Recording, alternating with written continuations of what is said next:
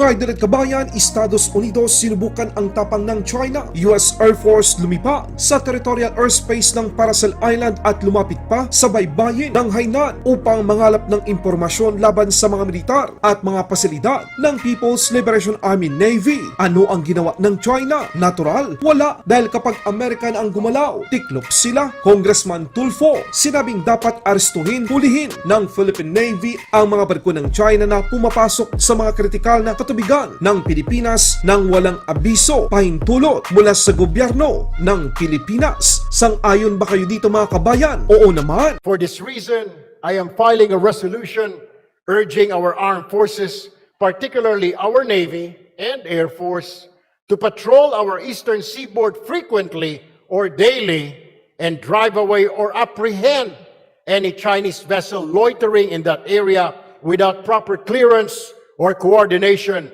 with the Philippine authorities. Royal Danish Navy, winasak ang 4 na attack drone ng Houthi sa Red Sea. Aktual na video, panoorin.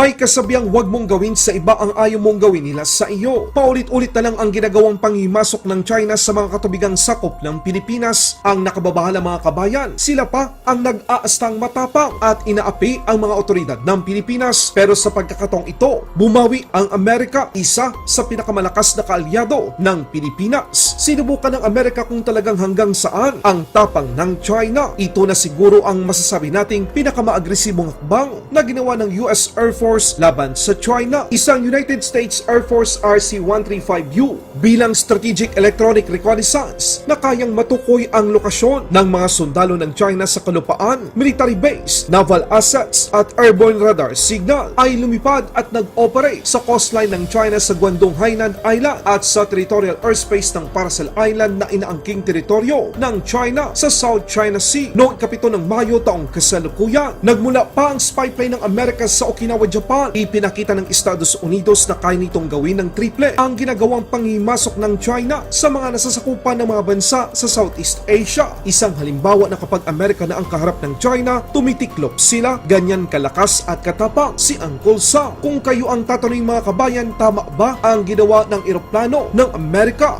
Balitang Middle East naman tayo mga kabayan. Isang barkong pandigma ng Denmark, winasak ang 4 na attack drone ng Houthi at Islamic Revolutionary Guard Corps sa Red Sea. Aktual na video, panoorin. Vi har ro på kort opdatering. Vi tracker lige nu 4 droner i området omkring os. Timer top, 1 minut, 30 sekunder. Jeg tager ikke flere råd.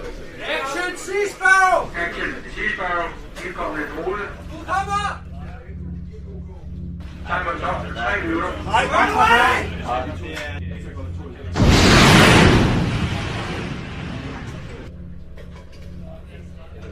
Timer top! Tag det fyr! Du kommer!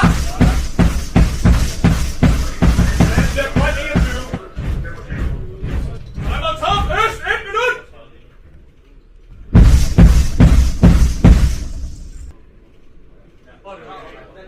Nej, rolig, okay. Nej.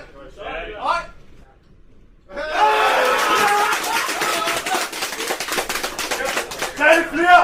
Råd 52! Timer top, syd, 1 minut! Råd 52, og ja, ja tak!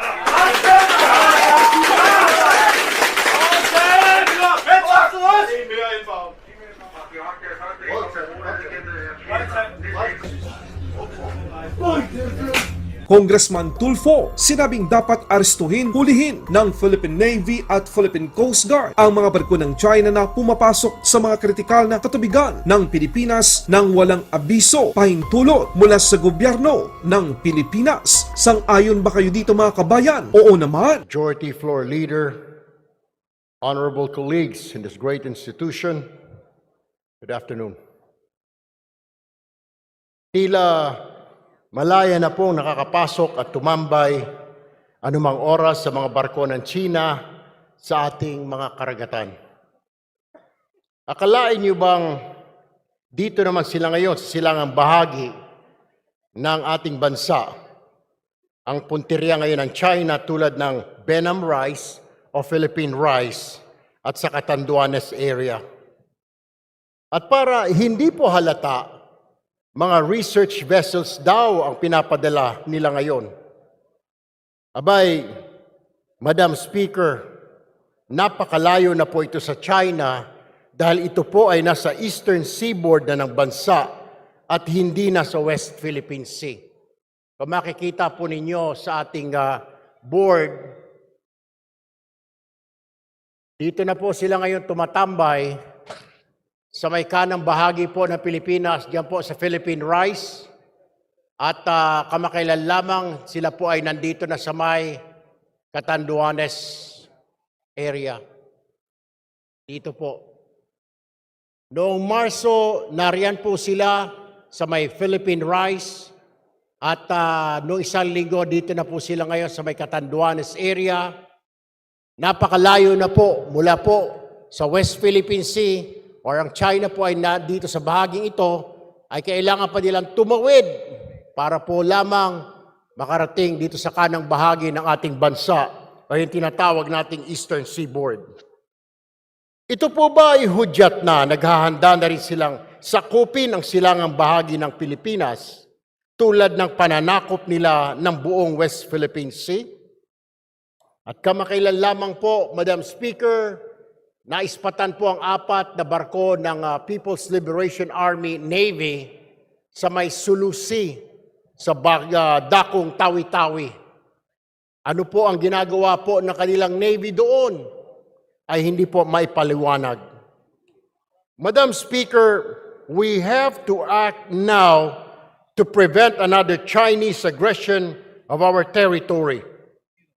For this reason, I am filing a resolution urging our armed forces, particularly our Navy and Air Force, to patrol our eastern seaboard frequently or daily and drive away or apprehend any Chinese vessel loitering in that area without proper clearance or coordination with the Philippine authorities. If we continue to allow Chinese vessels in that part of our country, we might send wrong signals to China that we really cannot protect or defend our territory.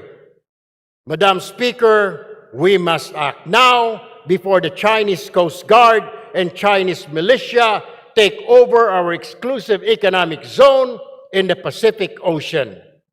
Thank you very much and good afternoon, Madam Speaker. Laban Pinas.